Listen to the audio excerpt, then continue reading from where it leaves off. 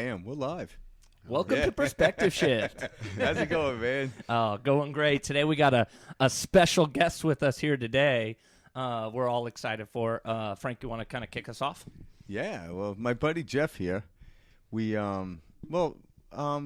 we met. So You guys met a few times, didn't you? yeah, well, the first time we met, we were at I was at the gym, and I was off doing something else, and Mike, the guy you're talking to, came up and he's like, "Hey, Frank, come here," and he was trying to get me to tell you about how to open up a gym or something like that. Yeah.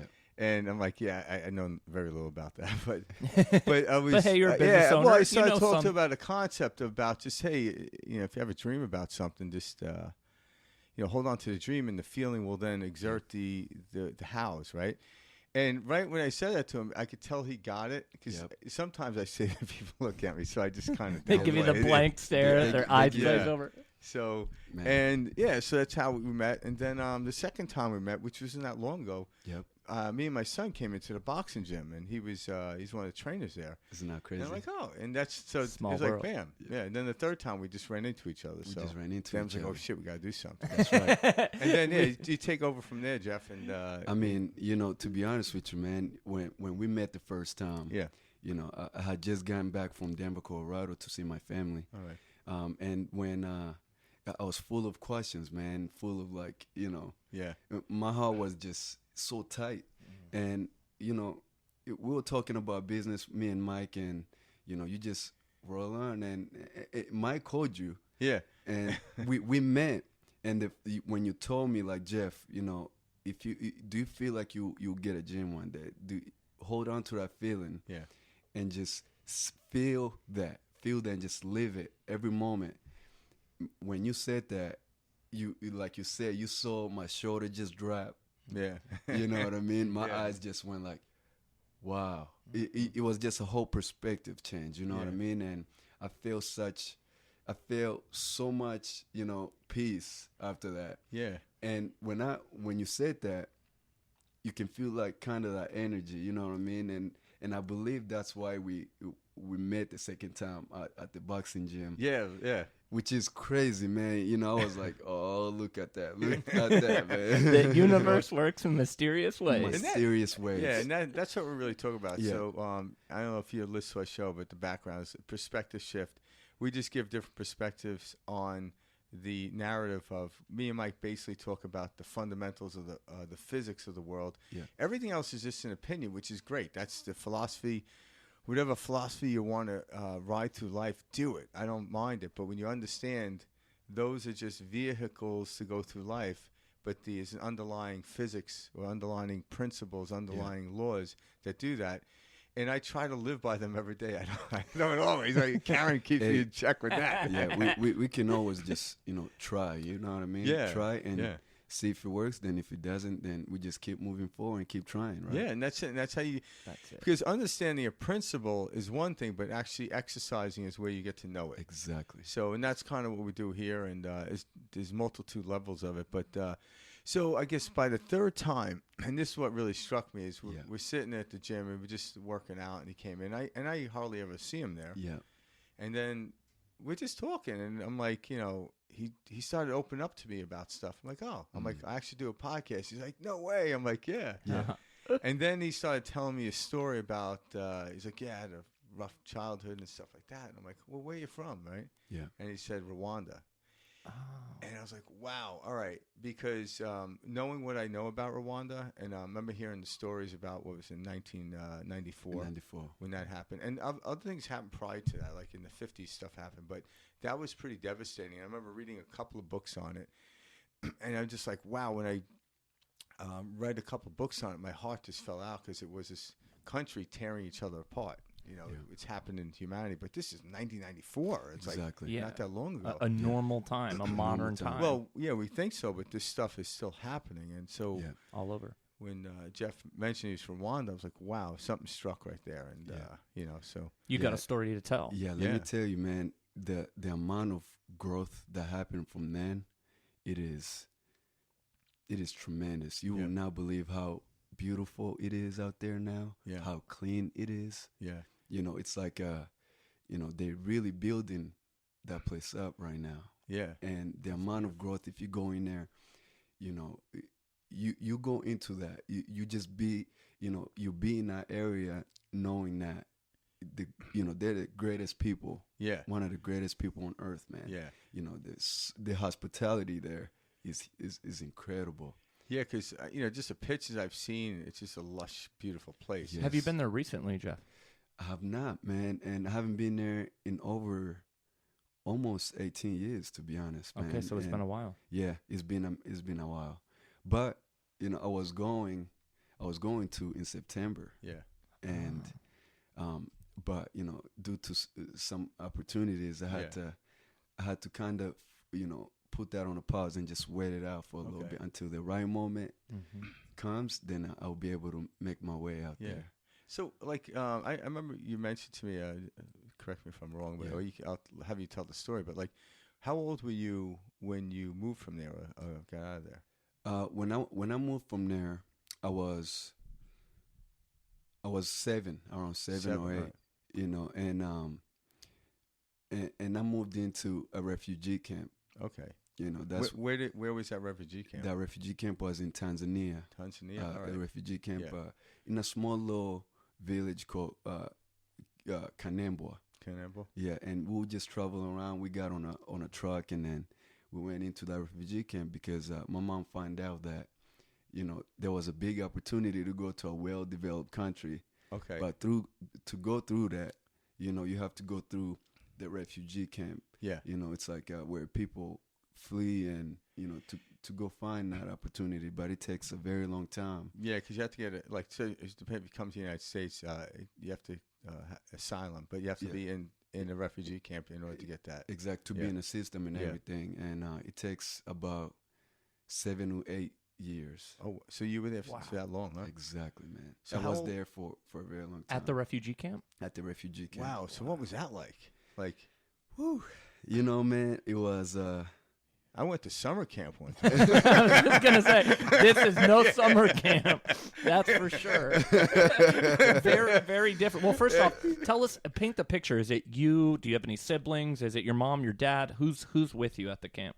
At the camp, so I started out with my my dad and my mom and my 4 other siblings. Okay. And so we were there for a while. Things went on, my dad ended up leaving, and and I stayed with my mom and my other siblings, and the rest of the time, and she was very strong and into that process. For me, I'm just a young man, with full energy, and, and whatever throws at me, like I was I'm a survivor. So it's like when I was there, I was my mom, my siblings, and my father was there half of the time, but then the rest of the journey was just me, my mom, and my 4 other siblings. Why did your father leave? Oh, man, I keep asking myself that question. Why did my father leave? You know what I mean? But to tell you the truth, he just left, man. So it wasn't like a work-related, you think he got stressed out and he had to flee? He had to flee. He got stressed out. I think I can't. I'm gonna be open. No, please. Yeah. So the reason why he even left was, he was a good father. He was, he worked really hard. That's one thing I'm very proud of. He worked. He was a businessman. Opened up a restaurant. And he was a hustler, you know what I mean? An entrepreneur. He built stuff, and I looked up to that. But when life got stressed out, he became a different person and abusive a little bit. And in those situations, I get, like, if before the grace of God go I. Yeah. I don't know if I was in that situation how I'd respond or react. Like, it's hard to judge it. Oh, you can't. It's hard to judge it, man. Yeah, you can't. Because to be honest, man, it's people go through stuff, right? Yeah. And people go through stuff and they become different person. They change. Because I'm sure he lived through that. you know, obviously you were born right after that, right? I was born right after that. So he obviously lived through it. He lived which through is it. terrifying. Exactly. And what are we talking about? Are we talking about the struggle and the fight between the people? Yeah, so that was Yeah. a genocide. It lasted 100 days. Yeah. Okay. And 100 days? 100 days, and nearly it was over 800,000 people. in 100 Was he? days. Millions. Did they make him fight on any behalf, like on any side or anything like that? Was it like? He was actually, I believe he was like a captain one Okay. time. He was a commando. He Yeah, was so not- he was heavily involved. Yeah, he was Now, heavily if you don't mind involved. me asking, because I look at it, I know I studied it briefly and I was just interested in it, but with the Tutsis and Hutsis, Yeah. like, do you identify with any of those, or you Yeah, just? yeah. Good question. Yeah. For me, I just identify as a Just- proud Rwandan man. Okay, all right. Hell yeah. But you know, I'm Because it's almost like like the way I explain it, it's just Yeah. different. Like passages, like here in the United States, like early on, like you would have people from Ireland. yeah. Mhm. They were Americans, but yet they identified slowly, even though they integrated. So, Yeah, and it's again, it's not a really good comparison. I don't believe, but there was an identification with people's backgrounds too, whether we're Hutsi or Tutsi. Yeah. Mhm. So you know, I would identify as Tutsi. Okay. But, Okay. But I heavily identify myself as just a Yeah, now proud you gotta drop Rwandan. that. Yeah. I gotta drop that. You know, it's Yeah. not it's about who you are as a person. You know what I mean? That it's about who you want to be. You Yeah. know, and what you want to identify with. You know, Mhm. what feels right. Yeah. You know what I mean? And I'm proud Rwandan. And Yeah, I'm that's- proud of the country and how much growth and it has. You know what I mean? Yeah. And Yeah, 'cause you look at here in the United States, Yeah. we had a civil war, and it took us a lot longer to get to where a we were. lot longer, Where you man. guys, since '94, you've Yeah. made miraculous changes. Yes. Yeah. Yes. You know. Yeah. If you really don't know about that, you should do a lot of research. You know what I mean? Yeah. And see how much the country has evolved and just grew Yeah, just in that short in period that of time. short period of Yeah. time. Man, people came together, and they're working together. Yeah, You know, there's a lot of love and a lot of heart, a lot of energy, that's good. and you know that's what I love Yeah. about. That's what I lived for. You know Yeah. what I mean? Just consistent change and improvement. Yeah. You know. That's And that- what this is. Yeah, and that's Yeah. one of the principles we talk about. That's it's not that we come to understand it. Is one of the principles of polarity or changing. What we could do is you could take hatred and transform it into love. Exactly. And when you do that, you find the greatest love. Well, Yes. you start to learn that Yeah. energy is all one thing, and there's like these two spectrums. You know, that thing Different that degrees, yeah. different degrees that it moves upon, and Yeah. and where we put that energy, Yeah. where we put that focus, we start to experience. Yeah. That's true. You know, so you have like these, it's this and that type Yeah. of thing going on. Yeah. Did you have to worry about your dad every day? When was he out there like fighting when you were a kid type Well, of thing? he wasn't. That was over Yeah. by then. Yeah. Okay, Yeah, so that was that was over. done with, etc. That You was weren't done even with. born. I wasn't even born yet. So you were Okay. born in what, 96? 96. So your yeah. dad went through all that shit. Yes. That's Yeah. scary. Yeah. You know, but we never really talked about it. Yeah. You know, we never talked about it in the family. We were just all about surviving, man. Yeah. Surviving till the next day. You know, Moving forward. moving Yeah. forward. Yeah. Because if you just continue to carry on that stress and just not Yeah. grow from it, and it could wear you down. Yeah. You know, sometimes we just gotta let go. Yeah. You do. And life will teach you that, because if you do hold on, it drowns you. It drowns you, Yeah. man. And if you identify by it, you know, it continue to consume you. You know Yeah. what I mean? And so, but we grow, man. We heal. Yeah. You know, we heal slowly. It might take us a long time, but we heal, and we just gotta keep moving forward. Yeah, man. and that's it. And that's what it's about. So, and that's what fascinating about your stories, because like, like in comparative to how I grew up, you know, I grew up in this idealistic place, and I joke about, like, my dad was was a professional boxer, so Yeah. every once in a while when I was looking, he'd punch me, but he did it jokingly, not like viciously, you know. Yeah. But I would tell my friends, it's like, what the hell's wrong with your dad? I'm like, he does it with love, you know. He does it with a good left hook. Yeah, he love you real good, son. He does it with love for sure. Yeah. could use a lot less love these days. I love it. Seriously, right? But when I heard your story, it's like, wow. Because it was always fascinating. I came to a realization at a certain point in my life, like, I really have nothing to complain about, but I do have these things I'm overcoming. But when I read about stories like your stories and other stories in the past, it helped me to realize, like, wow, I need to look at it differently than how I've been looking at it. And I think that's what every single person's here to learn. Yeah, like there is a victim situation circumstance where we fall into being a victim, but then there's a victim mentality. Yep. And that's what we're, and now again, if someone's in a victim mentality, it's not my place to judge them, but once they overcome that, their life changes dramatically.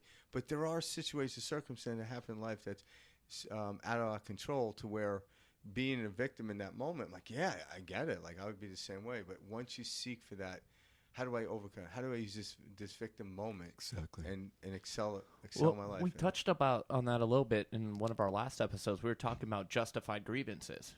Essentially, like, you had every reason in the world, to say, hey, what the hell, it's harder for me, it's different for me, but yet you overcame it. Yes, sir. And there's a lot of people out there who would rather say, oh, no, it's out their's fault. Yeah. And this is why I was never able to succeed or find success. I'm going to blame it on everything outside of me. Yeah. And so to hear a story like yours, it's truly moving. Like, they forgot to put my fries in my McDonald's bag. Yeah, exactly. Like, just this BS of like, oh, that, when we live like kings, over here.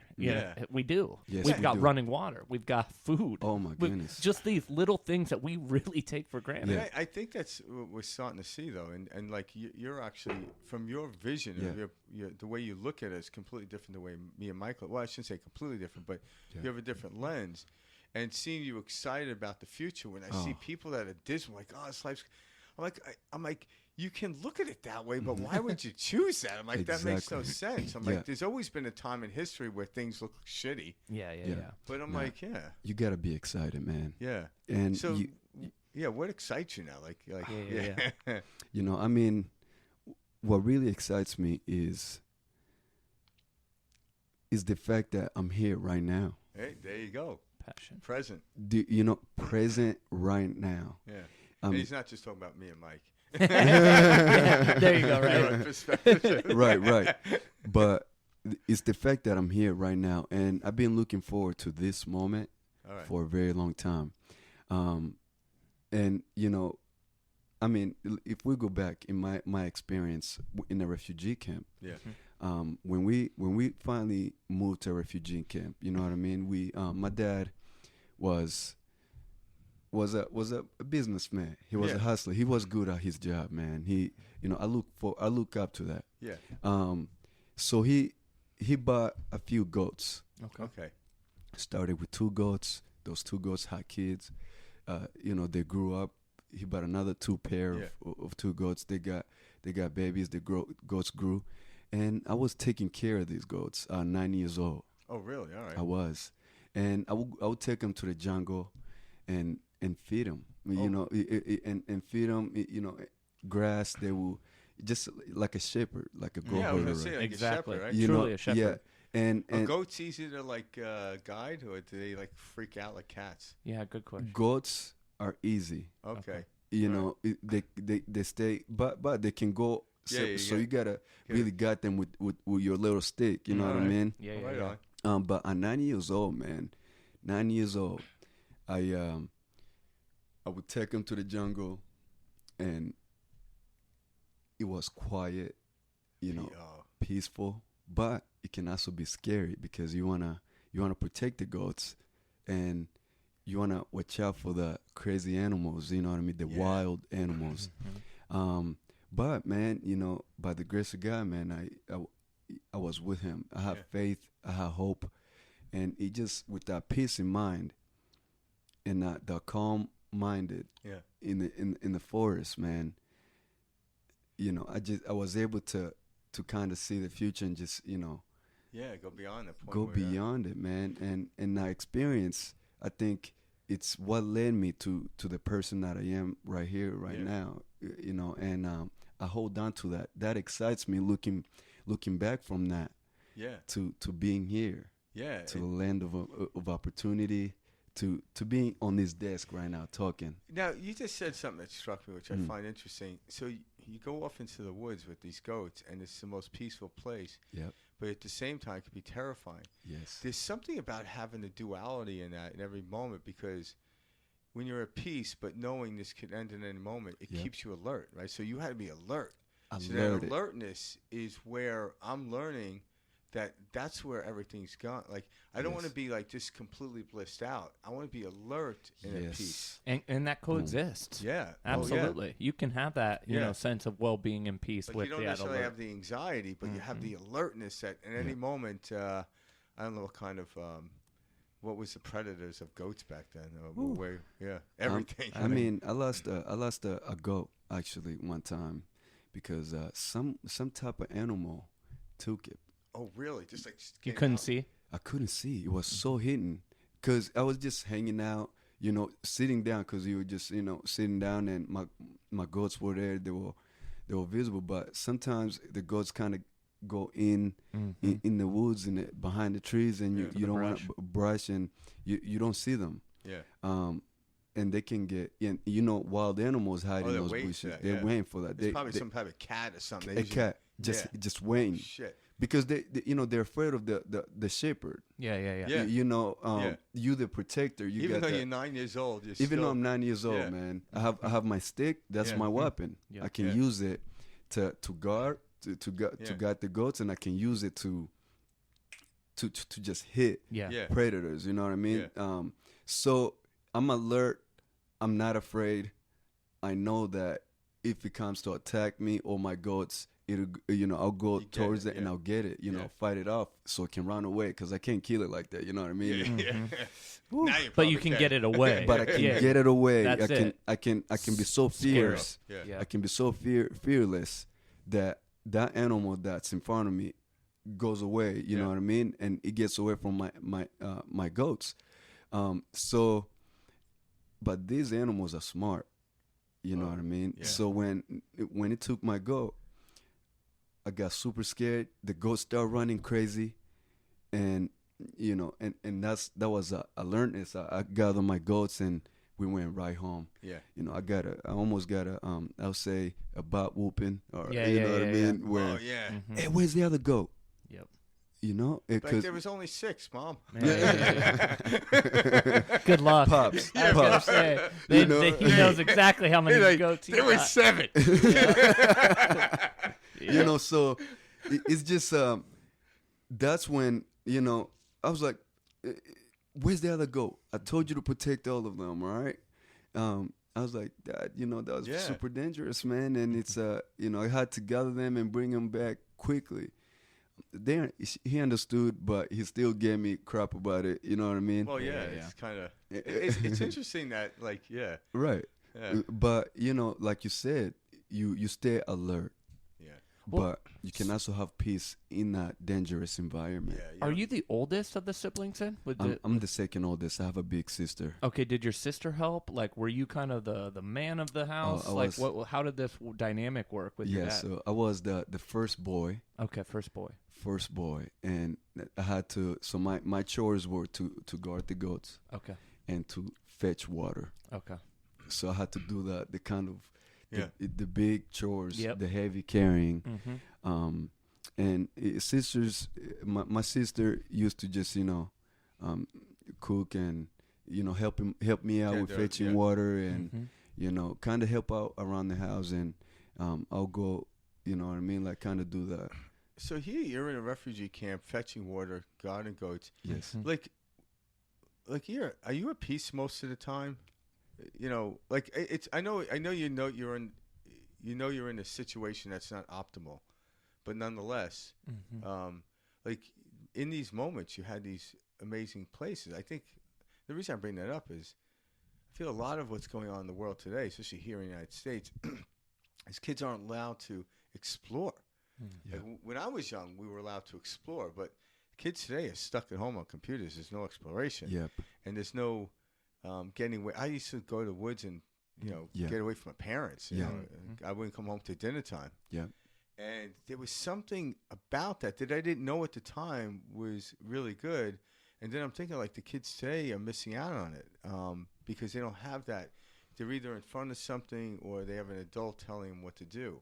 Yep. And the technology, man. Well, because hearing your story at 9 years old, it's like, I didn't, you know, I had to make sure I fed the dog. That was about it. Yeah. Take out the garbage. Yeah. You know, you know, you don't have any material. You don't have a lot of resources. When you don't have a lot of resources and just materials and technology, your brain really wakes up, and what it does, it gives you so many ideas on what to do. Yeah. And you just create. Yeah. Create, man, and you explore. The world is a huge. You can learn so much. Yeah. You know, you can learn so much, but I think what we learn is limited now because we have technology. Yeah. Great point. We have to step above that. You know what I mean? Yeah, Absolutely. Great point. we talk about this all the time. It's because what's interesting is people often think that the eternal, not the eternal, but the infinite amount of stuff would be a great way to live. But the only thing that creates real experience of real life is having a finite amount of stuff. Yeah. But within that, you have an infinite amount of experiences. Exactly. Kind of like you talk about you're starting to teach young kids football. Yes. So on a football field, it's 100 yards by 50 yards. Yeah. That's a finite landing of land. Yeah. But on that, you can have an infinite amount of games. But imagine they said the football field is endless. You wouldn't know where to start the game. You wouldn't know where to start again. So right now we have to, and I think that's why people are starting to get into this understanding of letting go of everything, is becoming minimalist. Yeah. And getting back to the finite, because we are infinite, but we're finite in our resources for a reason. Yeah. Not because it's like God's punishing us. Right. It's like, if I had if I had infinite amount of notes in music, I wouldn't know where to start the damn song, because we only have 12. I start with an E. That's the only thing I know. No, that's a very good point. Yeah. You know, you gotta be minimal, man. You don't need a whole lot. No, you don't. You know, your life can be so perfect with just less. Yeah. It can also be perfect with more, but it depends on what you bring in, right? It's all relative. Like what you, I think that's what happens. Like the minimalist movement tried to tell you and I what we should have. I'm like, one pen is good enough. I'm like, what happens if I lose the other one? Yeah. So you have 1,000 pens. Oh, what if I lose? You know what I mean? It's like you only just need one pen. You know, it will never run out of ink. I mean, it might if you use it too much, but that's why. But I think each individual comes to an understanding what their ideal of minimalism is. Exactly. Like what is, because like that's it. You know, you could have one house. It could be 1,500 square foot, or it could be 15,000 square foot. Right. And I think if you're using the house like, hey, look at me, you're lost in the world. Yeah. But if you're looking at it because you can't stand your wife, it's probably a good thing that you have that big of a house. Have a little bit of extra room. Yeah. Yeah. You know, talking about minimalism, man. You know, I've been riding a motorcycle for 2 years now. Did you pull up in a bike right now? I pull up in a bike right now. Right. How's that work for you in the summer? Dude, you know, you know, before this, we did a little breathing exercise, man. Yeah. You know, so I tried to really find that things. You know what I mean? You know, I'm saving on gas. Yeah. But it gets pretty hot, man. But to be honest, man, not that I'm not being honest. It just, when you're on a bike and it's like 100 degrees outside, you have to know that, and the only choice you got is that bike. Yeah. You have to know that, all right, this is a situation that I'm in. How can I really find the strength and calm my mind down so it doesn't freak out like, oh my goodness, it's hot. Yeah. So I do this breathing exercise to really kind of sink in the heat and just be with the heat. Oh, yeah. You know, I usually imagine myself like I'm in the sauna. Yeah. For a period of time. There you go. Until I get to my destination. Yeah. So do you actually take your motorcycle into the sauna? No. Bring it there with you. So yeah, just getting. But again, you're transmuting that energy. Yeah, And yeah. I love that. Yeah. I love that because we can take any type of experience and say, hey, Yes. look, I have the ability to label this energy. Exactly. You know, yes, it's hot. Yes, it's a lot. Yeah. Yes, you're processing it. Yep. But you're transmuting that. You're the alchemist. That's true. You know, taking that lead, turning it into gold. Yeah. And that's it. Like it's right before we started here, when Jeff got here, we did a meditation, and we started off with the Wim Hof breathing technique. Yeah. Well, actually, that technique or his techniques of breathing help you to regulate your body temperature regardless of the outside output. So you can be in freezing cold or you can be in hot. Like he actually ran a marathon in Death Valley. Oh, really? In the middle of summer. Wow. And it was funny because I remember he was on Joe Rogan talking about this. Wow. And so Joe Rogan's like, so like, did you drink a lot of water? He goes, no, man, had a cup of coffee. He's like, you drink coffee? He's like, yeah. But he was able to regulate his body where his body wasn't exerting the water from it. Exactly. So there's a way. If there's a will, there's a way. Mm-hmm. But if we're like always Just like, like the oh, I motorcycle. can't do this. I can't go to work because the only vehicle I have is a motorcycle, and I live in Arizona, Yep. and it's summertime. It's like, no, Excuses. that doesn't stop Exactly. you. Yeah.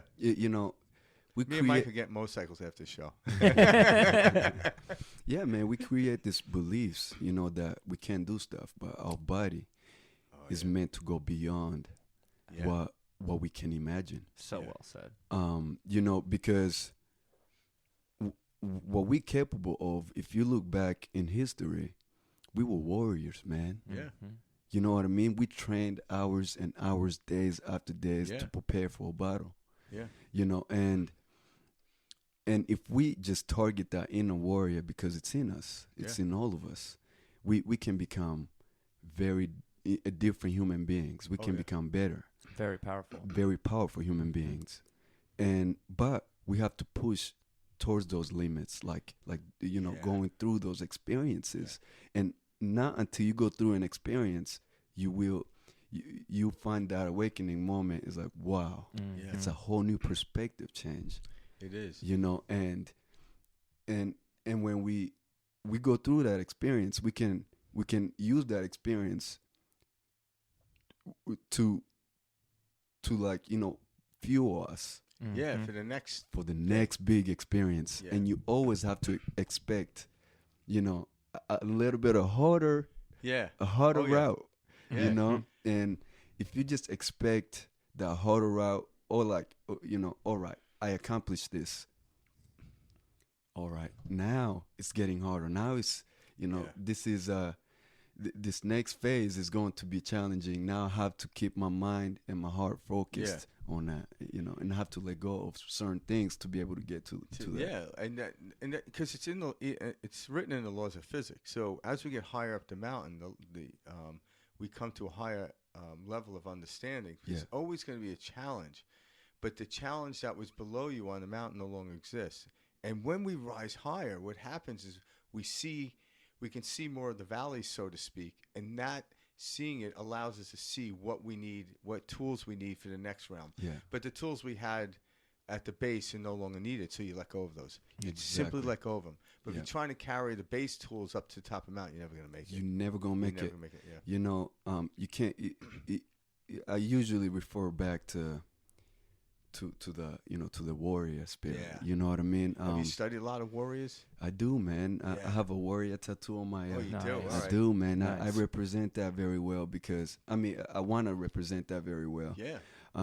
Because, man, you know, we look back, man. You know, people used to deal with just death. You Yeah. know, like to fight through. You know, hopefully I make it through the night. Mhm. You Yeah. know, like we were talking about the genocide, man. Yeah. And you know, you remember like if you the Spartan music, you know, the 300 man Oh, yeah. Spartan. Spartan. You know what I'm saying? Yeah. Yeah. Oh, You know, in the genocide, I wanna, you know, there were 600 soldiers Yeah. that formed an army. Yeah. That said, you know what, I'm going to save my country right now. Yeah. So let's get together. So the president now gathered, you know, led those 600 men Into stopping this. into stopping this genocide. Yeah, and it can be stopped. Yeah. And it can be stopped. Now the amount of the amount of challenges they deal with. Yeah. Going days with no water, going days no food, climbing mountains, stay with that same sharp mind. Yeah. And their purpose was like, we have to save our country. Yeah. And Rwanda is the way it is right now because of those 600 men that came together and said, you know what, I'm going to, so I look back and I'm like, it's same exact story as the 300 men in Spartan. Yeah. So you see how different words and even to now situation can kind of, connect. Yeah, because life replicates itself when you understand, even like in math, understanding of what's called fractals or fractal geometry, fractal mathematics. Yeah. It's a continuous replication. It is. So a lot of times people are trying to ward off a part of it, like the warrior aspect. The greatest thing about a warrior is they're vicious, but when they contain the viciousness, they're the kindest human beings on the planet. Exactly. And that's what it is. So, a warrior that goes off kilt is dangerous to others. But a warrior that contains the sword and knows how to use it never has to use it in the way people think. Boom. They use it for power rather than force. Exactly. So when you start to use that warrior in us for force, for power rather than force, it's a benevolent world. Exactly. But some people do use it for force. And, they do, and it goes astray. A lot of people don't like anything bad to happen, and we don't want any moment of stress and strife. Yeah. But I mean, based on what you're telling me, Jeff, I mean, something like Rwanda being in the place it is now, this gorgeous, beautiful place, to see that transition from back in the early '90s when this genocide was happening, like these are events. Like, do you think Rwanda would be the place it is now without that ever happening? No. Exactly. This is part and parcel to everything that's happening. So, like, for us to say, like, we should never have war, should never have this, without that, we couldn't have the peace that we have today. Well, have the beauty we have today. It's always very difficult to know if this didn't happen, this would be it. We don't know. And that's why what I feel comfortable in is I don't know, but I know pushing through is better. So if it never happened, like, because if you go back even, again, I know a little bit of history about it. It's when the European colonies, mainly Germany, came over and kind of started this idea and kind of but the people of Rwanda overcame that. They came out of that. So there might have been attributes of certain type of ways of living or doing that work, but it was minimal. And then they forced everything else on it. And it was a division. The German people at the time thought it was better to have a division of upper class and lower class. And so from what I understand, the word Tutsi means noble and Hutsi means peasant. Hutu, Yeah. So again, today you could look at nobility and peasant as the same thing because the peasant does that's the work. The caste system we grew up with. So we can do that, but somehow it was imbued into their system based on these colonies, mainly from Germany at the time and other ones. So we're all to blame. But yet, what do we do now? What do we do from this moment on? How do we move forward as one unit, separate individuals playing their role, but yet one unified idea? And that's what we're here to do our part. And once someone says, I got it, I'm like, no, you don't. What's there to get, Well, once you do, then you're trying to, sometimes in the past, the unity idea was if everyone thought alike. And I've come to an understanding, if everyone knows alike and thinks differently, that's the real unification we want. Because I don't want to talk to someone that agrees with me. I don't necessarily disagree, but someone expands, someone that offers like you, offering a different information onto my world that I've only read about. Not really, It's just like, it excites me. It's like, holy shit, It's incredible, man. Like you said before, we don't know what's coming. No, we don't.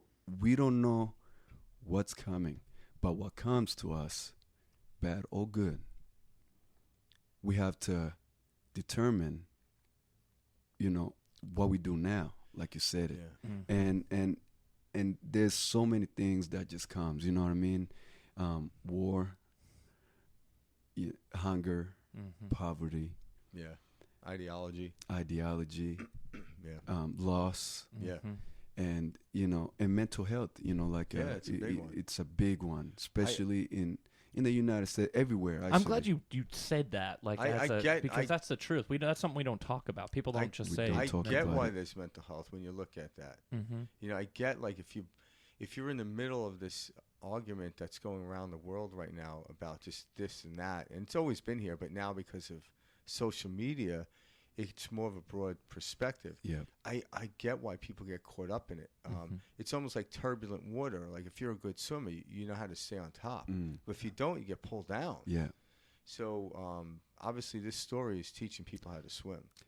You got to keep swimming too. Yeah, you got to sharpen that sword. When Jeff was just saying that, it reminded me of, like, the bird on the branch. The bird's not worried about the branch breaking because it's confident in its wings. Yes. You have to be confident within yourself. Whatever's coming your way, I don't know if it's bad or Can you good, imagine the but I bird's will like, get through it. Yeah. I'm going to get through it. Yeah. Can you imagine the bird was You like, know? I shouldn't have ate all that seeds last night. I'm about to Oh, shit, what if this cracks? I'm screwed. Damn, I got to do some cardio later.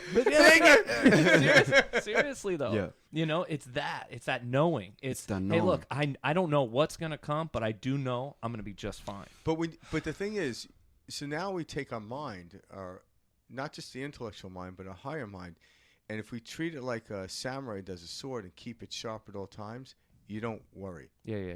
Because that is our intellectual mind with insight is the sharpest tool we can have. And what's the insight? Well, we know what happened in the past. We did that. It didn't work.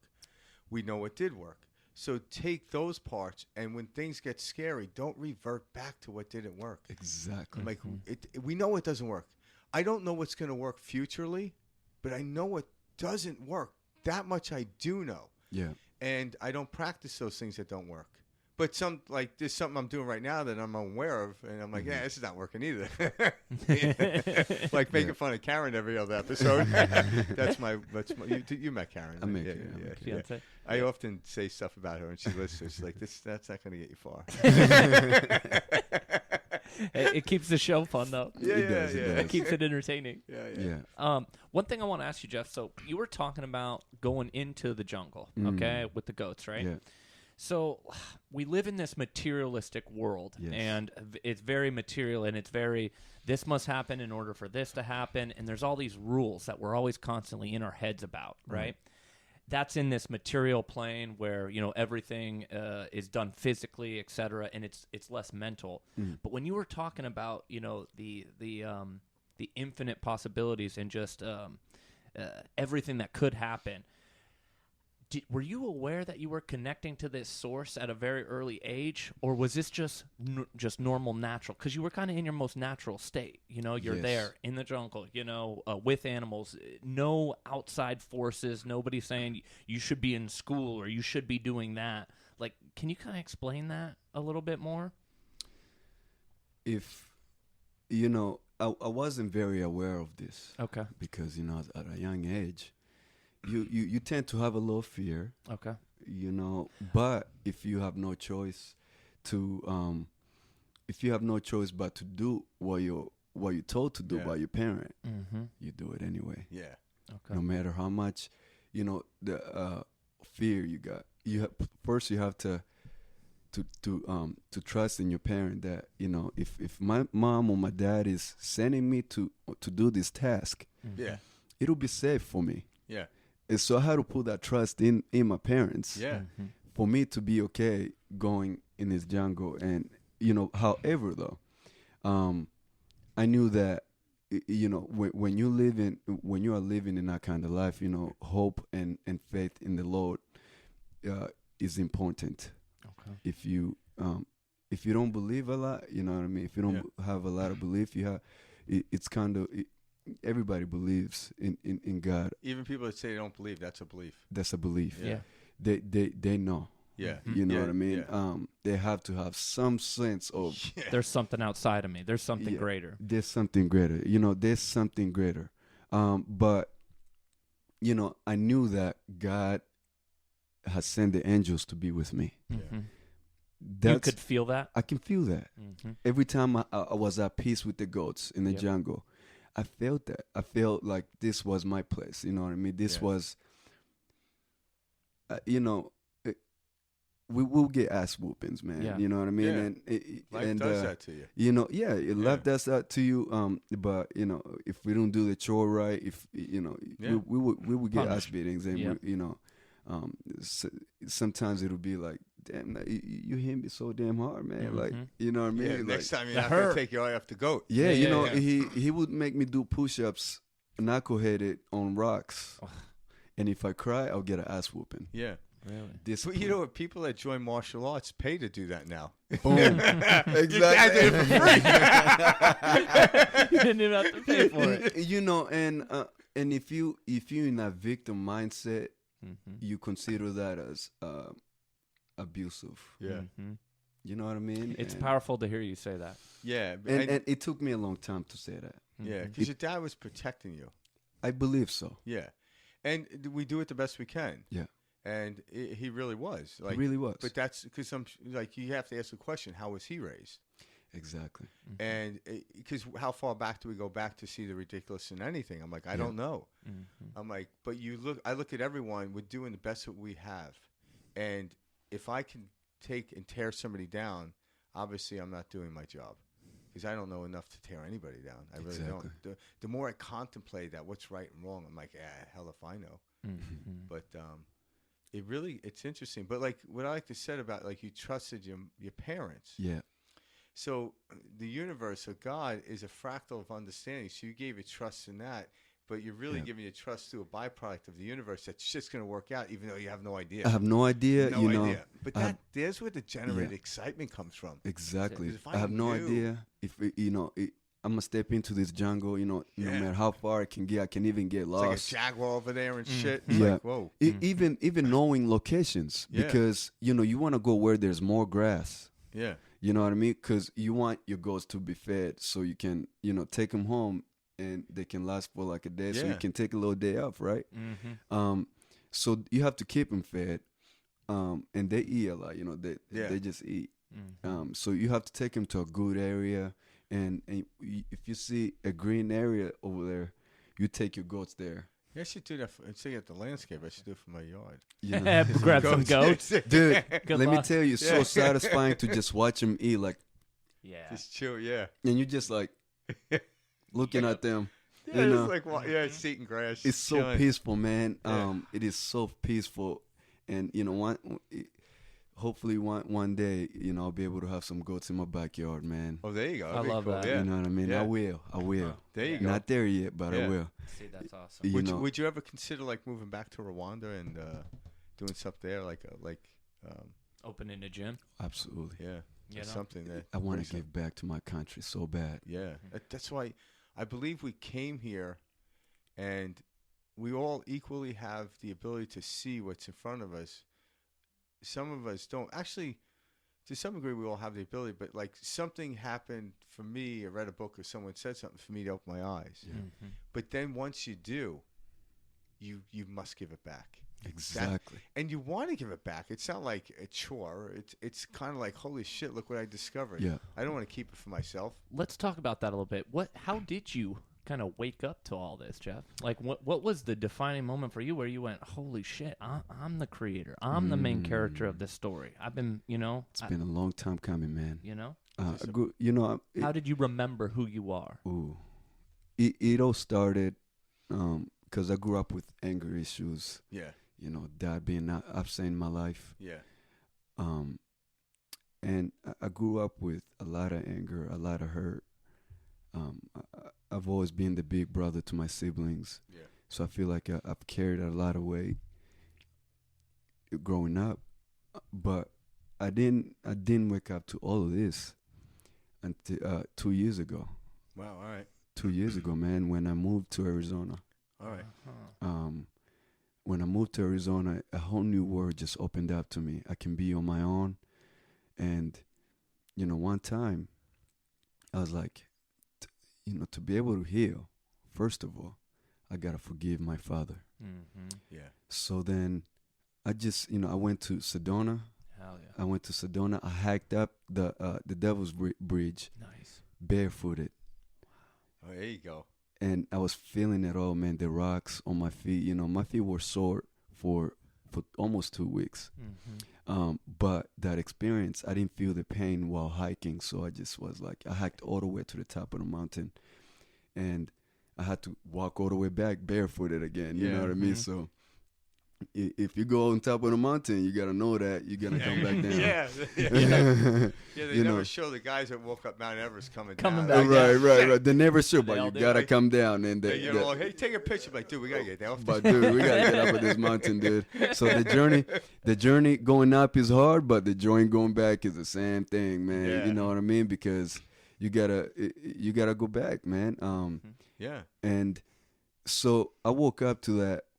After going on a trip, on a hike, I came back home with a different perspective, man. And I got a phone call from my father, 2 years ago. And I'll usually look at that call. Should I pick it up? Should I not? Because I just grew up without him around. Yeah. And I kind of went through this experience without him around. But he called, and I was like, okay, picking up this call, I am going to calm down, listen to him, listen to his point of view, listen to what he's going through as a human being, and I'm going to forgive him.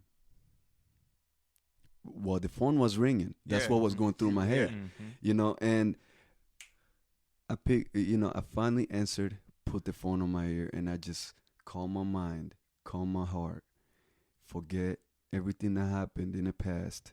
And I was like, I'm going to be in this moment right now, give him my ear. And then he just started talking, and I heard him, and because he always goes back, because he regrets it, man.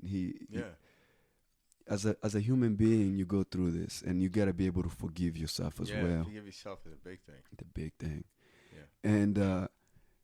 And so he's like, Jeff, you guys got to forgive me. He really wanted that forgiveness. Pleading, and he got close to God. He said, I gonna be done, but I was like, Pops, I forgave you a long time ago.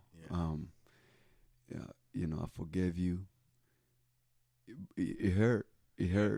But I forgave you. But what I want you to forgive yourself and let it go. And he has I have a half brother in Rwanda now that I haven't met yet. Okay. He told me about him, and he named him after me. Oh, really? Yeah, man. Wow. That's really powerful. Yeah. He named him after me, man, and I was his first son. Mm-hmm. Yeah, that's an honor. That is an honor. It's an honor. It's an honor, and now, I look at it, and I have to look like, I gave him this. I said on that phone call, I was like, hey, Dad, forgive yourself, and Jeff, the little brother Jeff, I want you to be the best father for him and be there for him as much as possible. And when he grows up, I want him to say, I had a great father. Yeah. And with that will, spark up our relationship even better. Oh, yeah. Because you just forgave yourself and you became better for you. And you became a better father, and that'll really bring us together. So I just gave him that. I was like, it'll make me happy if you forgave yourself and you become the best father for little Jeff. Wow, that's a great gift. That's a gift, Dad. And now after 2 years, he called the other day. All right. And we had a conversation, and I can tell a sense of growth in him. Yeah. He's like, Jeff, I forgave myself. I asked God for forgiveness. Now, it's about time to move forward, start new, and so I was like, all right, it sounds like he's in a better place mentally. He's with, he knows who he is now, and, it's a great process, that went through it, but, we don't speak you know, how you're supposed to speak to your parent, like, you know, at least every week or that's just the obligation aspect of it. But it happens when it happens. It happens when it so happens. where is your father now? Is he in Rwanda or? My father's in Rwanda now. All right. Yeah. All right. You know, I was going to Rwanda, but obviously the universe is like, Jeff, not yet. You got some business here. You got some business here. You got something to take care of. So, you know, handle this first, and then when you're ready, you'll be ready. Oh, there you go. Do you want to talk a little bit about what you're working on? Of course. Yeah, definitely. You know, so I have I'm a you know, health coach. Yep. And you know, I coach people to connect. I coach people more on connecting with their mind, body, and spirit. Yeah. If you don't have that basis, everything else is just. It's all. The rest is all details. The rest is all details. But the details don't even come together if you don't have that basis. That's it. You need that core foundation, and you're teaching them that foundation. Exactly. Yeah. And that consistency. Consistency is the key. Because we can always try. Yeah. We can always try, but if it feels good, it gets harder too. It gets harder. It gets harder financially. It gets harder physically. It gets harder mentally. But when you finally reaching to the point of like, oh, I'm getting tired. I'm not having, you know, enough or money to invest in myself. You know, that's when you actually know that you're about to move into the next phase. But most people give out. Most people quit on that first phase. Yeah. And that's where the sweet spot is. That's where the sweet spot is. But if you can overcome that, boom. Yeah. When you can overcome that first phase, you become a whole different person on the second one. Yeah. And that's what I try to teach in my trainings. You know, that's what I'm trying to really bring in to people. But man, you know what I'm working on right now. You know, my heart is with the young kids, with the young athletes. There you go. Love you that. know, I connect. The reason why I even do what I do is because I connected with that 9-year-old shepherd kid that was in the jungle. Yell at them. I used to herd goats. Now get out there. Seriously, right? I had to fight off leopards. Now get out there and run. Get out there is right. Yeah, but that's true. And you'll never, ever lose that 9-year-old boy. I'll never lose that 9 years. No. So when I see these kids, man, and I'm like, you have no idea how much potential you got. Yeah. That's what a great coach does. Woo. Is hold the mirror up to the child and shows the potential. Exactly. And if I can be that child, I can go back and connect to that kid. Yeah. You know, and I can see improvements with these kids. Yeah. We can do it too. Absolutely. Oh, yeah. We can connect to our younger self and you know, and just become fully, you know, like a kid again and feel that energy again. You know, remember when you were 9 years old, what were you doing at 9 years old? If you can be able to channel what you were doing at 9 years old, you were having the greatest time of your life. Yeah. You were experiencing these things, you know, you were having so much fun. Not a lot around. And for you to say that at 9 years old and knowing the background of you being a refugee camp says a lot. Absolutely. Because when you look at that from an empirical understanding of how we live, that's not something anyone would wish on. Exactly. But yet you were what it was is you were present. You weren't thinking too far into the future because you know you're nine years old. That's the sweet spot, and that's where like in the understanding of become childlike, not childish, but when we go back to a childlike state. Don't worry about the future because it doesn't exist. Exactly. It's always have here, and it doesn't exist just yet. Yeah. You know, but think of the time where you were young and you didn't think a lot. You just did things. I still don't. Right. That's a lot of trouble. But that's the goal. That's what we're working. I'm working to turn off the thinking mind. Yeah. You know? I Turn know off exactly the what thinking you're mind saying. and connect to that 9-year-old. Yeah. And because you just did things. Yeah. You know what I mean? You just did things. That's a great way to say it. Yeah, even if you were afraid, you still did things. Yeah. So you know? Yeah, you know how they say, like, what would Jesus do in this situation? Yeah. You're like, what would my 9-year-old do in this situation? Seriously, Yeah. seriously. Even Like, better, what would my dude. 9-year-old do in this better? And that's the truth. Yeah. You know? You know, what would your 9-year-old do in this situation? Yeah. I would you just stress about it? exist. Yeah. Would you stress about it? would you would you fight off? No. Or would you have any certain beliefs? I You might know have what I pulled mean? the BB gun out, but Well, yeah, but you were just doing. You Yeah. weren't Yeah. thinking. No. You were just Exactly. doing. You were Yeah. just doing. yeah. And man, you know, it takes a long time to connect to that kid, but especially when you're grown and you experience so much in life, you know, it's hard, but if you just close your eyes, like do a little meditation every Yeah. once in a while, Mm-hmm. connect and just go back. You know, don't worry about what's going on in the future, what's going on, you know, in what happened like a week ago, what happened a year ago. Mm-hmm. Worry, you know, focus in channeling when you were 9 years old, you were happy, you know, even in poverty, even when you were hungry, you were still trying to have fun as a 9 years old, Yeah. as a 9-year-old. So that's where my heart is, and that's where my purpose came from, and to being a coach. Yeah. So I got this huge opportunity. I'm starting out today, actually. Oh, right. 7U youth football team. Congratulations. Okay. Head coach, man. Congratulations. There you go. Thank you. Well deserved. my so- first. So, like, as far as if anyone like listening to the show wants to contact us, stuff like that, you have information. Absolutely. All right, perfect. Yeah. Plug Tell me about your yourself blog. away, What's your baby. blog website? Because I read your blog and Oh, I yeah. love that blog. Yeah. So if you go on www.jtsfit.com. JTS Fit. Yes. And Fit. we'll put that on the video too. Right. Yeah, so, we'll have that yeah, across the bottom. Yeah. Awesome. So if you go on there, you'll be able to see my services. But if you scroll all the way down, you'll see a blog that I wrote. It's called 3 Ways You Can Master Your Mind, Body, and Spirit.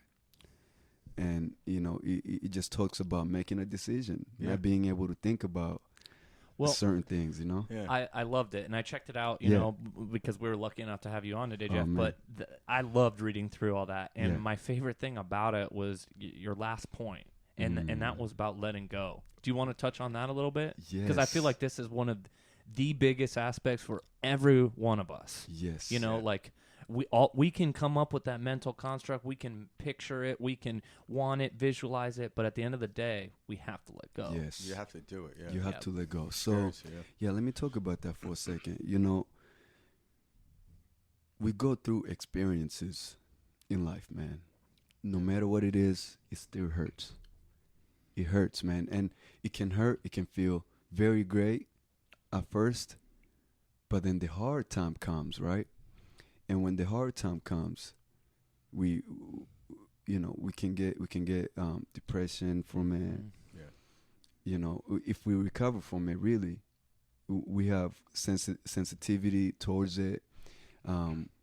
We see it. We develop fear, and we develop this certain belief that, you know, that it's gonna hurt, or, you know, or I'm not good enough because I failed at something while trying. But, you know, we forget that we grow. Yeah. We forget that we grow. And if you really think about it deeply, we grow and we become better when we just let go. When we just simply say, you know what? I'm letting go, and I'm letting God do his thing. Yeah. I'm letting the universe take. You know, people say, Jesus, take the wheel. Yep. But- Seriously. You know what I mean? Mhm. But what that really means, Jesus, take the wheel, is let go. I'm letting go, Lord. You know, I'm Accepting everything as it is. accepting everything as it is, and, you know, being able to say, yeah, it hurt, but that hurt also, if I have peace right now, is because I let go. And if I'm just aware of that, you know, I can be able to use that same strategy that I healed from multiple things. You know, I can use that same strategy to let go of what's holding me back from, you know, of what's holding me back for me to make a certain decision in life. Mhm. You know, and, you know, it goes a long way, man. It goes in finance, it goes in business, it goes in work, It goes in anything. There's no nowadays. area where it doesn't exist. Exactly. Yeah. And And so same goes for the latter. If you Yeah. if you hold on, every area in your life starts to crumble because there is no only one area in your life. It's your mind. it's your mind. That's And then- what we're experiencing. Yeah. Is all mind. Yeah. Yeah, you know, and yeah, so the fact that you can let go is the most beautiful thing. Mm-hmm. It takes a long time to finally let go of things, but once you make enough effort to just identify, you know, trying to identify what's really holding you back. Yeah. Mm-hmm. You know, and what's making you fear, what's making you feel afraid, or what's stopping you from taking a certain step in your life. What is it that's really stopping me? Yeah. You know, ask yourself that question. What is it that's stopping me from, you know, changing my life, you know, from really doing what I love to do? What is it? Is it a job? Is it work? You know, work can always change. Yeah. There's so many opportunities. So you just gotta be able to identify what's stopping you and working on finding that peace through that and kind of accepting it. I'm not afraid of you no more. Mm-hmm. What are you? What is this thing? You know, face it. Mm-hmm. Face it and say, you know, what is it? You know, who are you? You know what I mean? Yeah. Let's work together. Mm-hmm. Yeah. Let's work together. If I'm afraid of you, I'm going with you. Mm-hmm. It might be hard, but let's create this relationship. That was beautifully said. I remember I love reading about this and then let myself experience it. Mm-hmm. Fear isn't to be run from; it's to go head into it. Yeah, Because fear is just trying to tell you something. exactly. But if you run from fear, it's like if somebody kept coming to the door, knocking on the door, and you just hid under the couch. Mm-hmm. And then one day you finally open the door, like, what? And they're like, I have a check for $1 million. But that's you the thought truth. you thought it was the IRS knocking on the door. It's like, You thought it was shit. the IRS knocking on the door. No, it wasn't.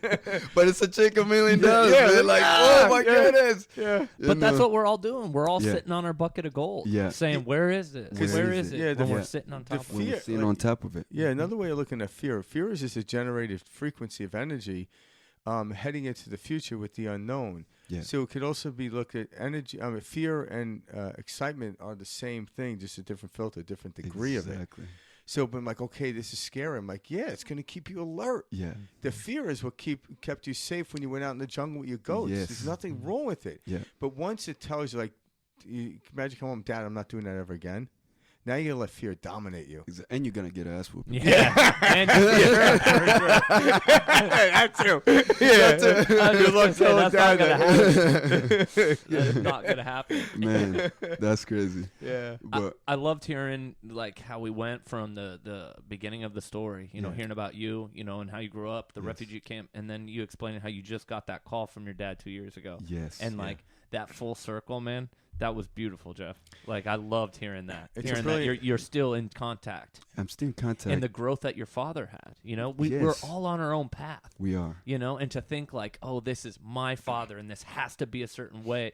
No, that's just your mind taking over again with that monkey mind. Yeah. At the end of the day, he's on his journey, just like you're on your journey. Man, Yeah. you can never say better than that. You could not say better than that.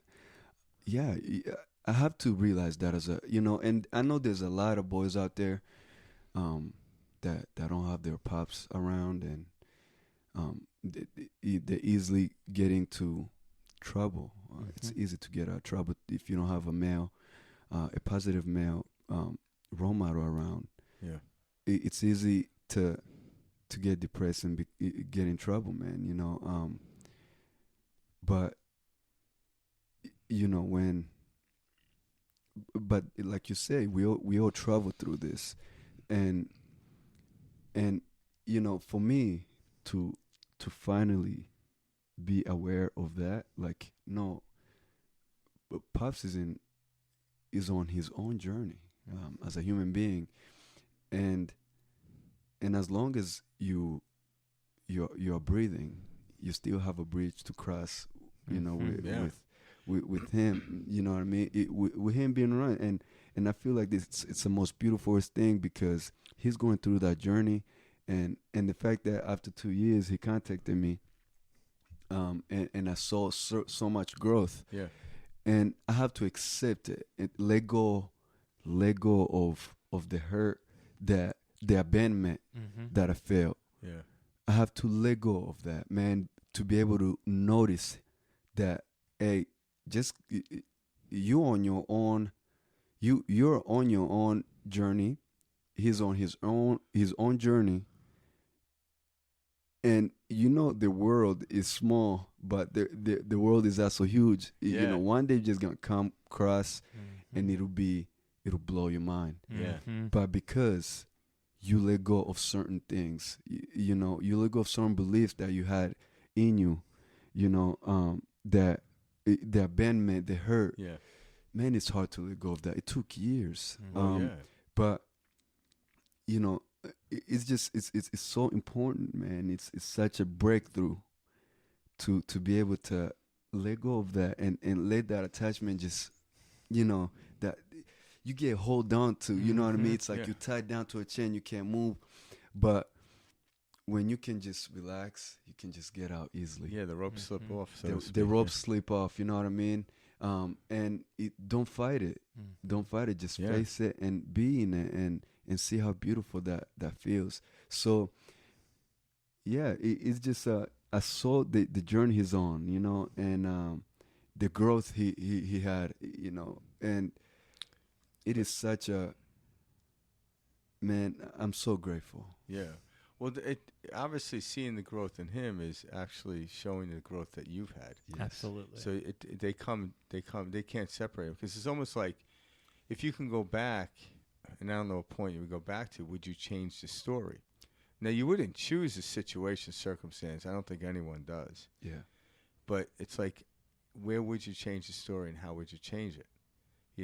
But you can look forward and look differently now in your perspective of it. Absolutely. And that's all we can. People want to go back and change them. Like, you can't, but you can look at it differently. You can look at it differently. Like a psychologist will tell you, go back to your 9-year-old self and tell your 9-year-old self everything will be okay. Yeah. In your case, you go back to your 9-year-old self and like, what should I do now? Yeah, I do. Yeah, you have your 9-year-old self telling you what to do, not me telling the 9-year-old. Yes. It's a whole different concept, which I think it's more powerful. Wow. Rather than me telling the 9-year-old, because I only know what I know, but the 9-year-old knew so much more.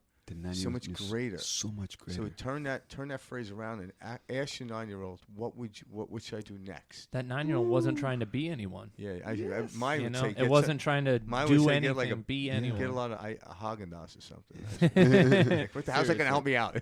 Yeah, and we're trying to identify with what we do, and you know what I mean, and yeah, I'm a doctor. Yeah, I'm a lawyer. Yeah, I'm a business owner. Yeah, you know what I mean. Yeah, I'm an entrepreneur, but that 9-year-old was nothing, man. He was just a 9-year-old, a young man. You know what I mean? Doesn't even know what the world has in has in store for him, and he can be so many things, but he hasn't known yet. Yeah. But he knows that he's doing things. Yeah. He knows that he exists. Creative. He knows that he exists and he has a purpose.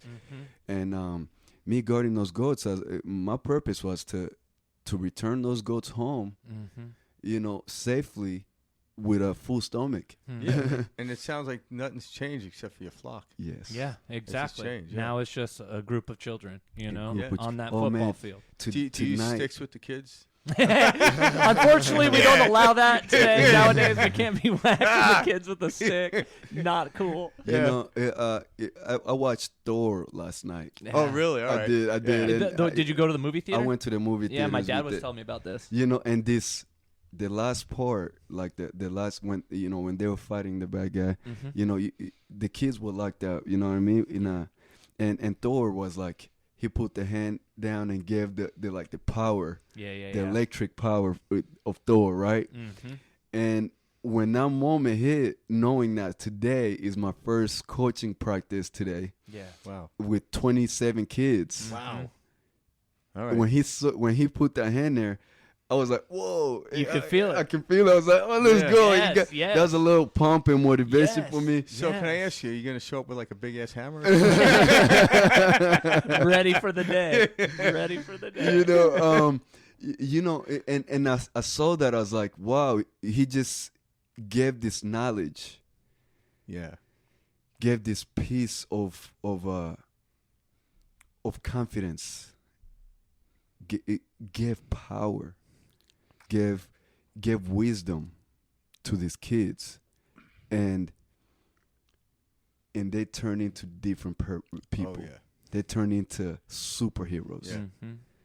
And when you go into like a football field, knowing that these kids, yesterday we gave them equipment, and I can feel that they were nervous. They're getting their equipment, their headgear, you know what I mean, their pads, and you can tell Like that superheroes they're ready, now. superheroes now. Exactly. They're putting on their armor. They're putting on their armor now. They're ready to put in work today in the heat, and you can feel it. and you can feel it, man. We giving these boys the opportunity to become very strong, man. And not a lot of people last in those moments. You know what I mean? Not No. 2 hours, man, practicing, just training in this heat. It's hard, man.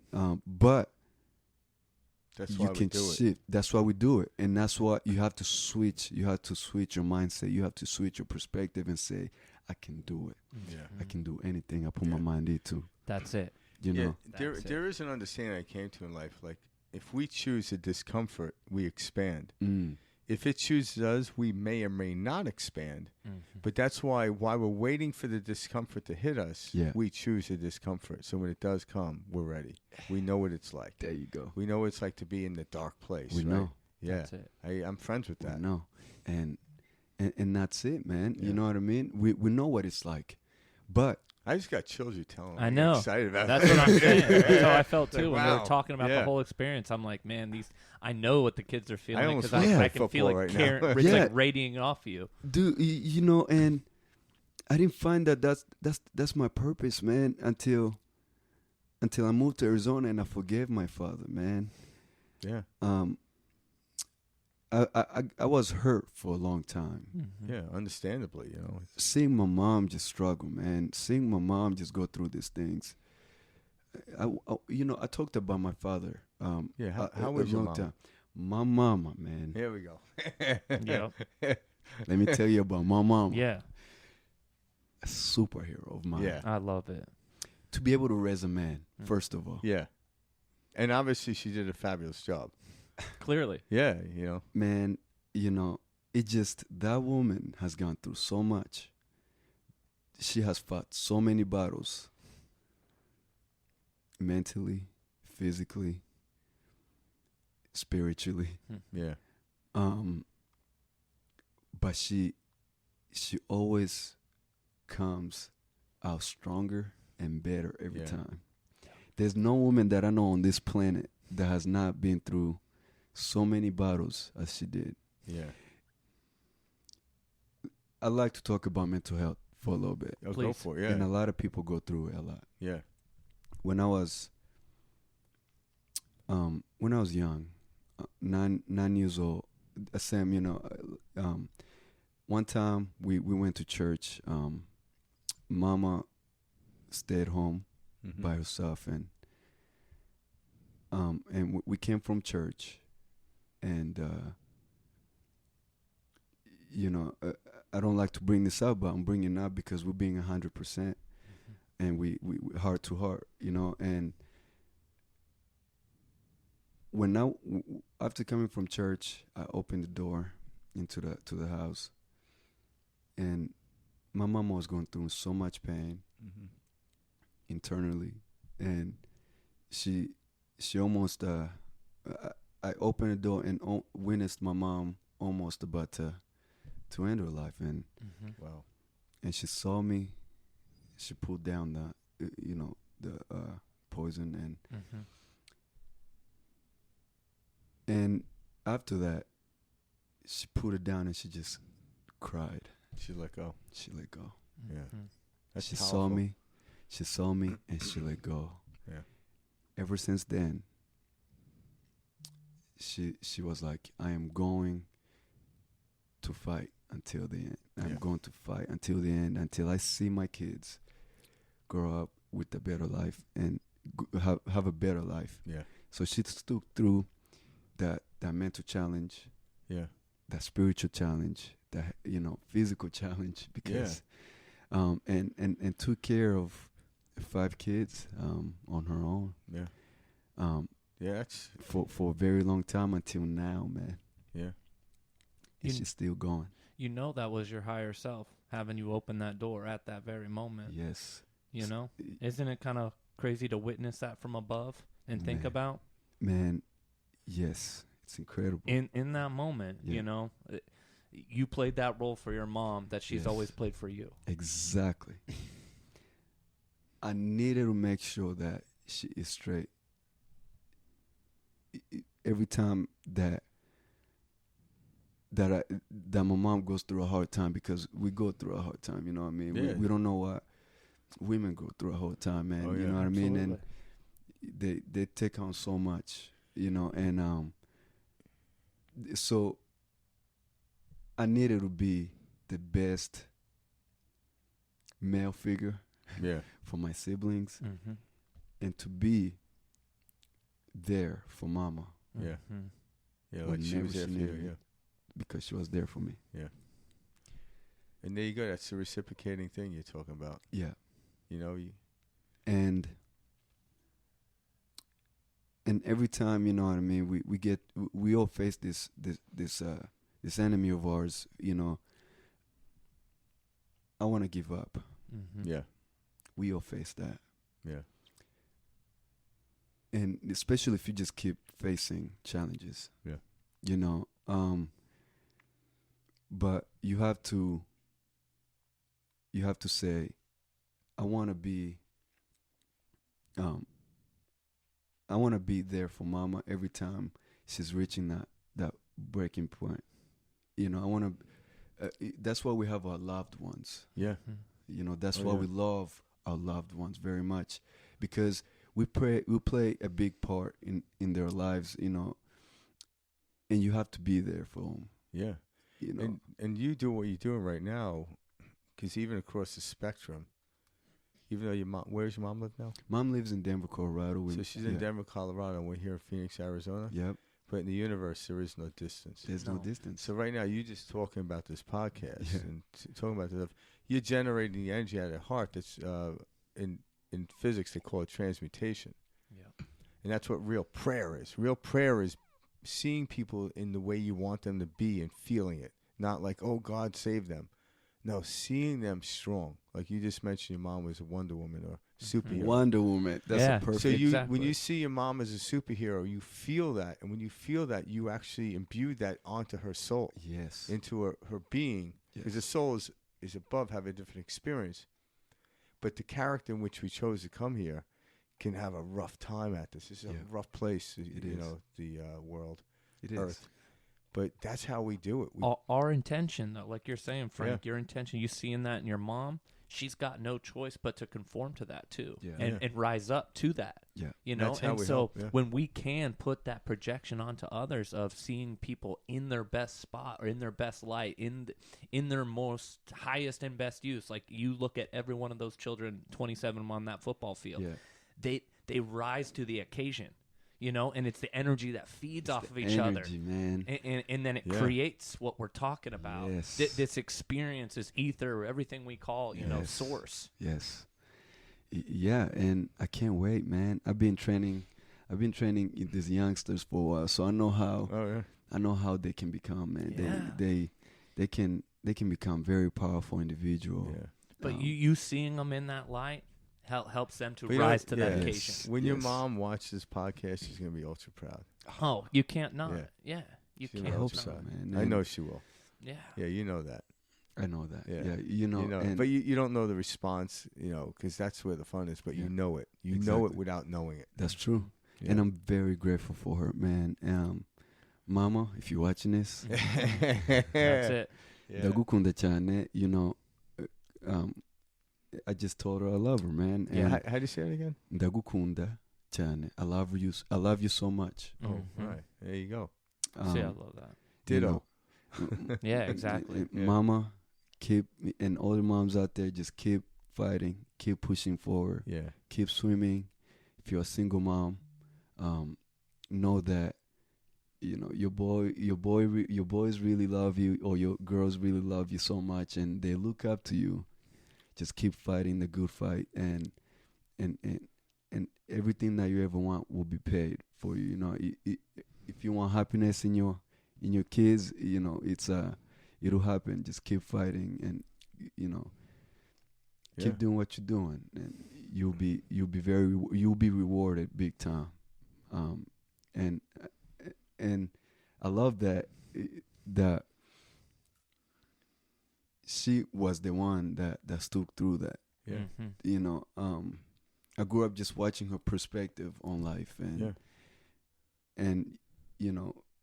there was no leaving. You had no choice. Just no choice. And when you're faced with that, you rise up. You rise up. Yeah, you trip sometimes. We all do that, but there is something interesting about putting yourself in a position where you have no choice. Yep. It's like the back against the wall. Exactly. Literally. And so it's like, again, if we can choose the wall we put our backs to, life becomes easier through the difficulty. Yeah. But don't look for an easy life. One way I kind of remind myself of that too is I tell myself every experience I'm having on this plane, in this reality, I wanted to experience. I came down here for these challenges. I was like, I asked for this shit. That helps me rise to that occasion, and really push through. Is when I go, hey, I know this is crazy. I know this is overwhelming. Yeah. But this is here for me to remember who I am. Yes. Yeah, and how powerful I am. And how powerful. And that you are. helps. It really helps. Yeah. It's like that letting go that you were talking letting about. go, and just have gratitude. Gratitude is so important. It's so important. Yeah. And gratitude also plays a big part in letting go, Mm-hmm. Because if we have gratitude, we can let go of anything. We can live a very happier life. Mm-hmm. I have water. Correct. Yeah. Food in your stomach. Food in my stomach. Yeah, I don't even need a lot of food. Mm-hmm. Do We you know don't. that? We don't need a lot of food. No. Yeah. You can even you can have a snack and feel full. Yeah. Exactly. It's You true. can have a snack and be fine. Mm-hmm. And so we have that, but we have to appreciate it in order to even get more of what we want. Yeah.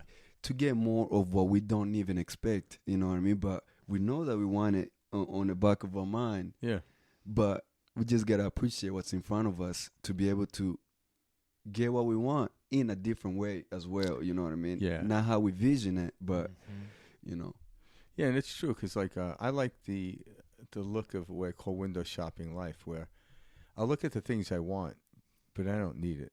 Yeah. And I appreciate it. I'm not here to talk anyone out of getting stuff, Right, but I right. realize I don't I appreciate them. Like remember looking at a really beautiful watch. I was like, why don't you get it? I'm like, because I won't wear it. Yeah. But I appreciate it. Yeah. Mm-hmm. So it's like this window shopping thing. I like it. I appreciate it. I'm not Yeah. just like bland, like, oh, there's no existence. I'm like, no. Yeah.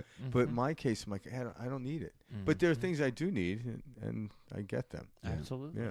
Kind of like Absolutely. this podcast. Man, I love that. Yeah. Seriously. I always wanted to be on a podcast, man. Well, here you are. Yeah, Here I was am. gonna say, Jeff, we're honored to have you today. Yeah, You so know, I'm you honored have to such be a here. special story. Wow. Yeah, Truly. Yeah, we had no idea we were in. I knew to some degree, Mike. Mm-hmm.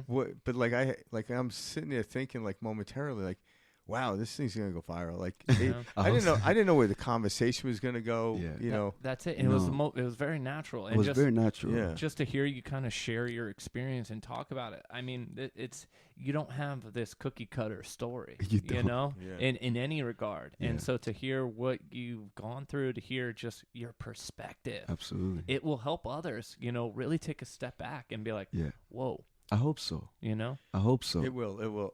Hey, if it gets one person, you've then done your we job. did our job. Yeah. But it's gonna hit more than one. let's People are get it. starving for these stories. They really are. Yeah. Mhm. Because they know they exist, but they want to see it in them. Yeah. And we do. We want to see it in other people so we can see it in ourselves. Man. That's Yeah. it. That's it. Yeah. And Yeah, gentlemen, I'm very grateful. Oh, we're grateful, man. You know, yeah. this was fun. Yeah. This was amazing. It was, yeah. So, Jeff, it's Jeff Mugongo.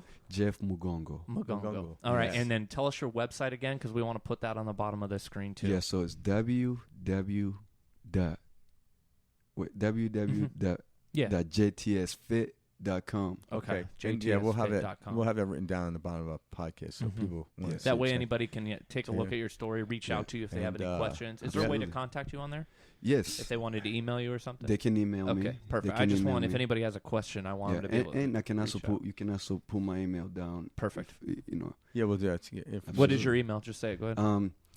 Yeah, my email is JTS Mhm. fitnessperformance@gmail.com or Jeff Mugongo Okay. at gmail.com. My first and last name. Oh, at perfect. We'll gmail.com. put both of those Yeah, there. we'll get some in. Awesome. Yeah. Awesome. Well, hey, it's been one of the best podcasts. I was going to say, Jeff, Yeah. Wow. the energy I could feel during Yeah. this whole time, and you made my day, man. Yeah. Oh man! Like, I'm so excited to like get out there and Yeah. like just hearing you kind of share this experience, share your the letting go. Yes. Like I can feel the energy, so I want to thank you. I've always wanted sir. to do this, you know. and, Here we are. and Truly. and guess what? For me to get to that point, Yeah. I had to let go. I don't know how it was gonna come. Right? You know That's what I it. mean? I had to be like, you know what? If it comes, it comes, right? Yeah. You know. Here it is. Here it. it is, and I was able to meet you in such a natural way, Yeah. and it led to this moment, and I'm Yeah. super grateful, man. And this is That's what so cool. Yeah. perspective shift's That all is about. what it's all Just about. being in the moment, and when we run into people, we don't discard them. Oh, Jeff, this Yeah. won't be your last time on the show. Yeah, We're going to be I'm inviting you excited. back. We're going to be following Absolutely. up with your story. That's it. I was going to say. We've just scratched the surface. You Right. know, we just are learning who Jeff is. Ooh. Yeah. So Yeah. It's I'm excited for what's to come. I'm excited for the doors we're gonna open through Yeah. here. absolutely. I'm excited for hopefully helping people, man, and That's it. Yeah. that's what we all live for. We don't just speak through this to speak through this. You know, we speak to inspire and kind of And get have us these moments. and have these moments, man, Yeah. and just be here. That's it. Yeah. Like, never could I have imagined walking in, meeting you today. Wow. You know, And we just met, relationship man. of it. That's what I Yeah. mean, and I feel like I have this connection with you, and it's so Yeah. cool. Yeah, So I love it. I appreciate your time today. All right, man. Absolutely. You know, Well, hey, thanks for watching Perspective Shift. And if you have any questions or comments, you go down and click them below. Or you can reach us Perspective Shift 2020 and leave us anything you want. If you want Jeff back on, let us know. Yeah. We will have him back. Sounds good. we'll And see you guys soon. All Absolutely. right. Peace out. Peace Thanks, to his Jeff. mom and sisters. Yes, sir. There you go.